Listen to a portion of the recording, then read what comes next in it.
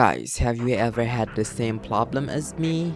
You wanna download a zip file from GoFile, but you just hate the process of having to fill up password and having to delete the original file after you extract the file.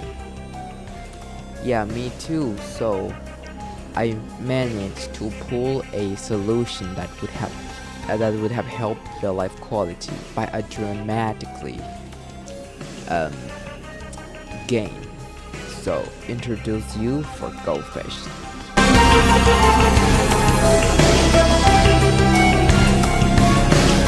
So how you can use it is that you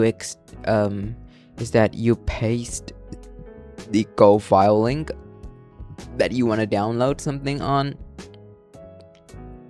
in here, and then you filled up the password if there is one, and that's it. They would download for you, extract the file for you, and eventually that get the task done for you without you having to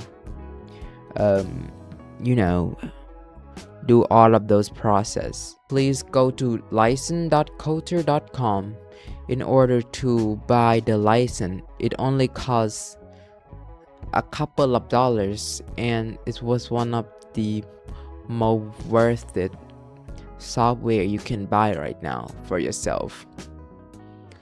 Go enjoy that and tell me how the experience is.